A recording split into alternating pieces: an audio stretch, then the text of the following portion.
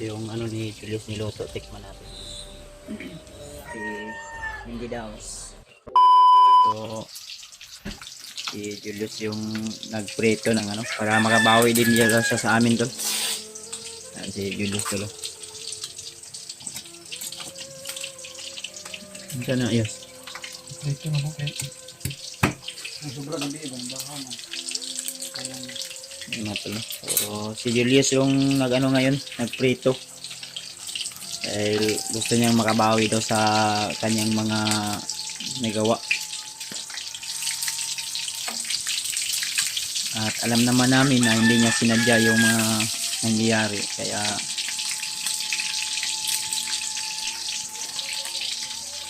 hinayaan lang namin na gusto niyang bumawi mga tol. Ayan.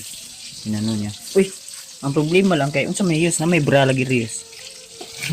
Ha? Kuhan.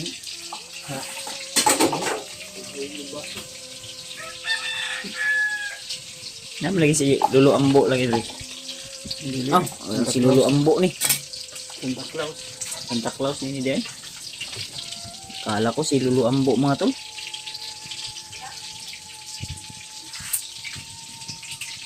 Ito yung ano ni Julius niluto, tikman natin mga tol.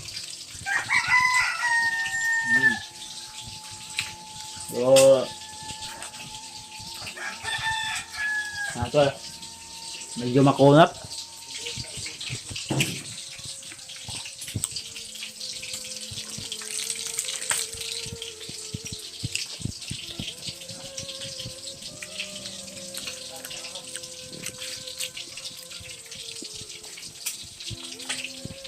So si Remark nandun sa labas mga tol.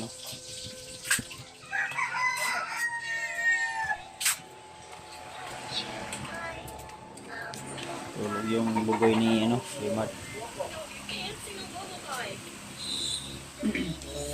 Huh? Tulog.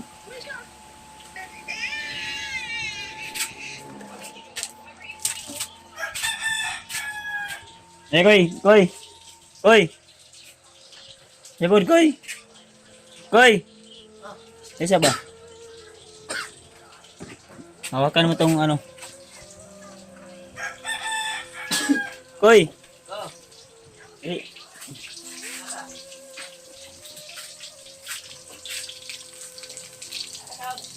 Dia. Matulog ko di aron.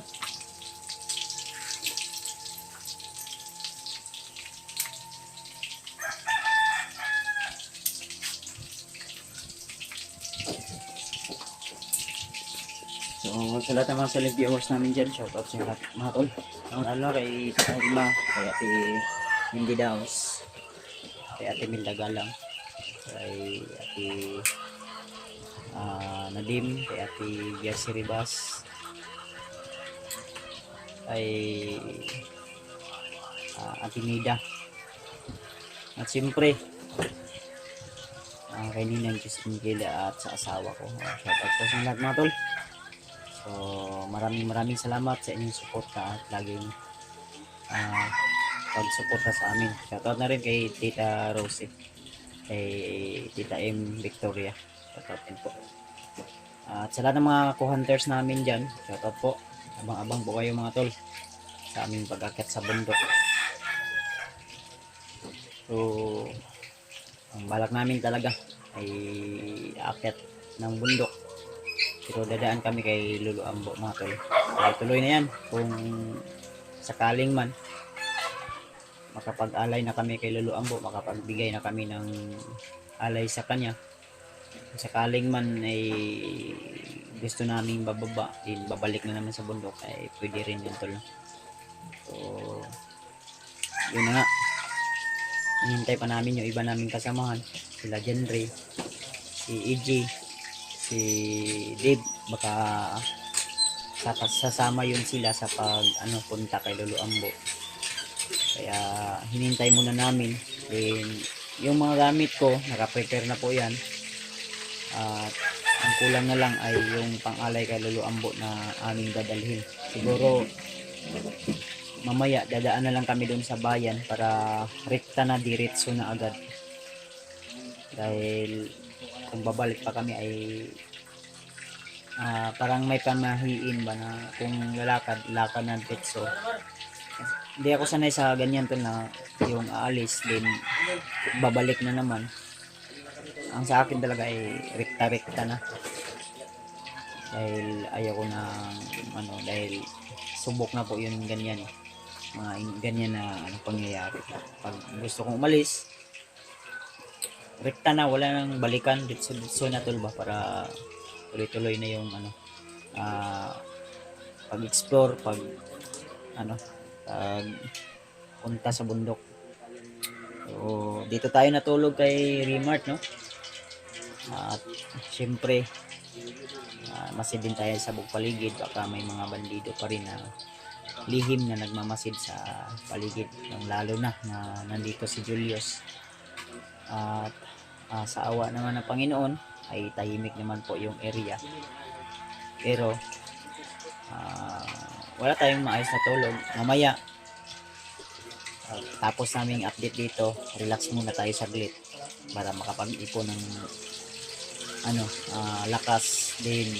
Pagising, pagligo, total yung mga gamit namin ay nakaprepare naman po yan. So almusal muna kami ngayon, at ang ng almusal, nandun si Julius nagluto ng pwede naming ngayong umaga. So si Remote nandyan din sana, nag-prepare ng makain namin. So inuulit ko sa lahat ng mga silent viewers natin dyan, mga Kuya Bads Adventure family, mga Kuya Bads Adventure fanatics, mga silent viewers, mega love shoutout sa inyo lahat mga tol, no? At huwag tayong mag-alala dahil yung mga request nyo na tulungan natin si Brad Jo kung saan siya ngayon. So isa din yun sa itanong natin kay Lolo Ambo, baka may alam si Lolo Ambo kung saan na siya. At siyempre si Noah, no, naalaga natin. At isa din dun si Adrian, kung may paraan pa ba na makuha natin ulit sa kamay ng mga kalaban, dahil si Adrian, Commander Adrian, ay muli po yung binuhay ni Commander Bagnot. Siguro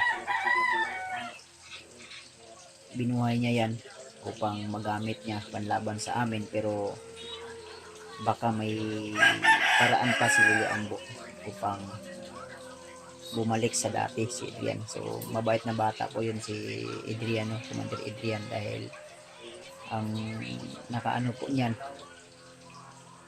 yung time na yan ay parang sila AG yata, o di sila Julius, parang sila yung magkasama na nilibing nila si Adrian sa time na yun, na nasawi sa pero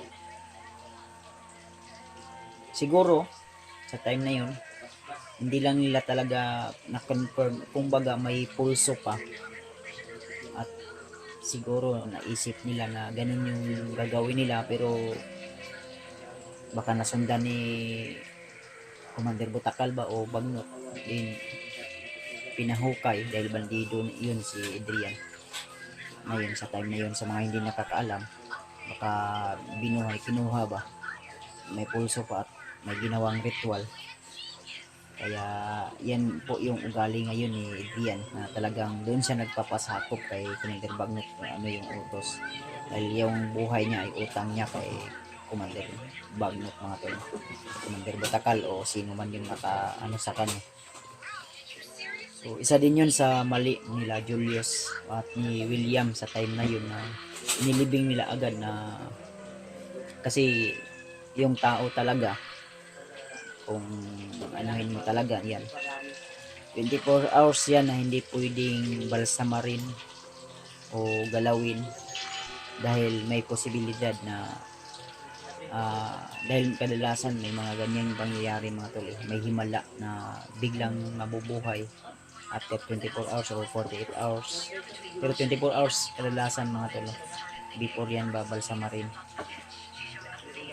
dahil malay natin mabubuhay pa, kaya baka siguro yan yung nangyari. Sa tingin nila Julius ay wala nang hininga, wala nang buhay, Kaya paglibing nila, hindi na masyadong malalim yung paglibing. Din may nakakita na bandido na nakapanood sa kanilang ginawa. Nagmamasid lang sa paligid.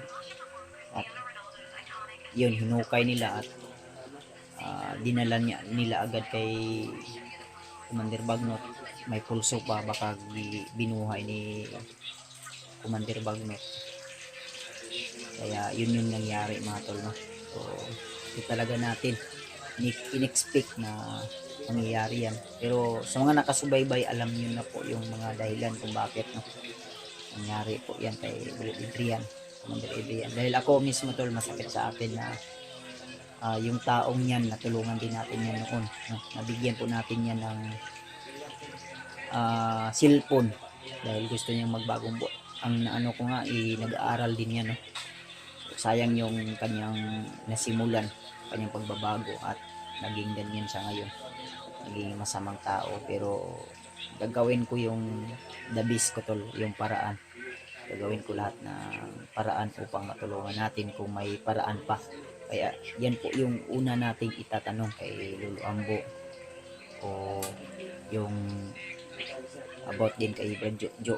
Dahil masaya ako tol na makatulong sa yung lalo na sa mga ganyang ugali o klaseng tao na nangailangan ng tulong. Siyempre talagang napakagaan sa loob na makatulong tayo, at mas maganda yun na tayo yung makatulong sa mas tayo yung tutulungan. Kaya unang-una sa lahat, ako ay nagpapasalamat sa Panginoon na siya po yung nagbibigay proteksyon, lakas sa atin sa araw-araw, sa buhay sa atin araw-araw. Yung mga utang natin, ano to, no, buhay, ay siya po yung laging nariyan, siya po yung laging nakagabay. Sila Lolo Ambo ay ginawa lang po yung instrumento upang tayo ay gabayan, proteksyonan. Kaya yan, kaya sa inyong lahat mga tol, sa mga hindi nakakaintindi o baka ano, dawakan niyo po yung mga pag-iisip nyo. Sa mga basher namin dyan, tuloy lang tayo tol. Mula noon hanggang ngayon, siyempre mga tol, mayroon yan, nandyan talaga yung mga taong judgmental, no? May mga tao talagang ganyan yung pag-iisip na talagang sa tingin nila ay yung mga ginagawa natin ay mali, pero sa kanila na po yan. May mga tao ding inggit, at may mga tao ding natulungan natin noon, natulungan natin na parang yung sabi na ang hindi marunong lumingon sa pinanggalingan ay side mirror ang kailangan. Kaya may mga tao talagang ganyan na kailangan nating iwasan, no? Kaya talagang nasasabi ko na ako ito, hindi pwedeng magpa-apekto sa mga basher, sa mga taong inggit, no? Tuloy lang ako kung ano po yung takbo ng buhay ko ngayon, dahil hindi po yan sila kawalan, o hindi po yan sila makakatulong kung ano po yung mga goal ko sa buhay. So basta tol, nandyan kayo, laging nakasuporta at laging nananalangin para sa amin, aming kaligtasan, at magiging okay din yung lahat, no? Maging success din yung aming mission, lalo na sa pagsugpo ng mga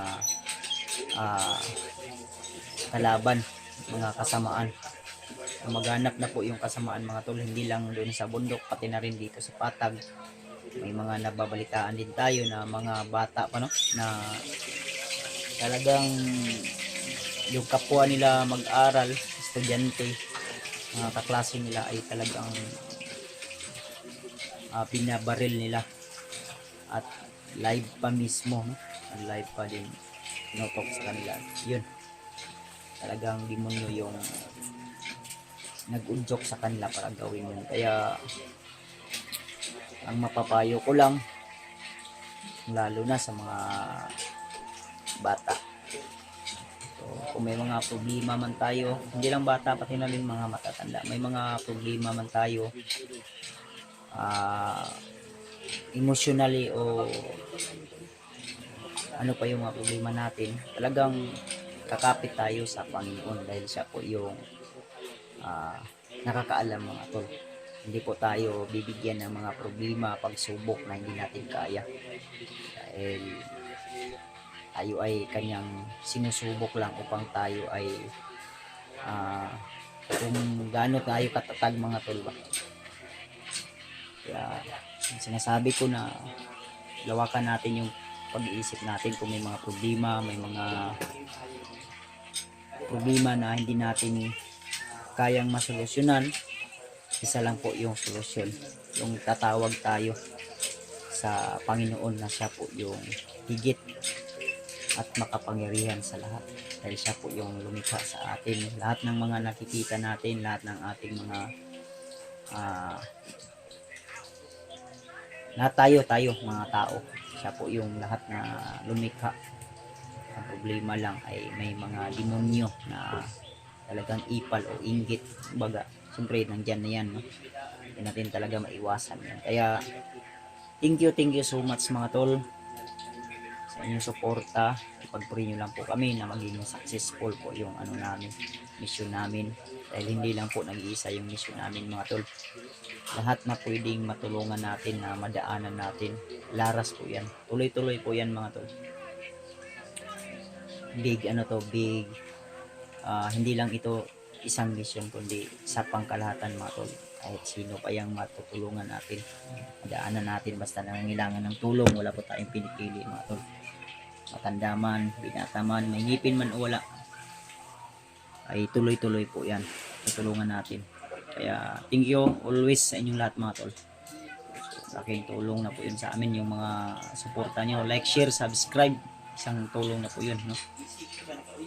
Kaya tuloy lang talaga tayo ating ginagawa sa buhay, sa ating mission,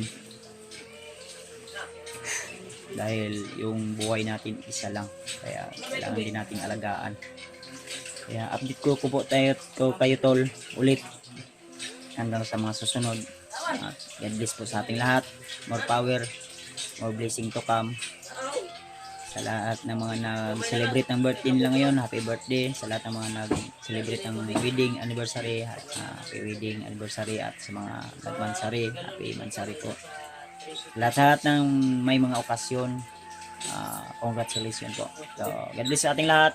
Lagi nyo tandaan na mahal po kayo. See you the next video. I love you all. Bye bye tol.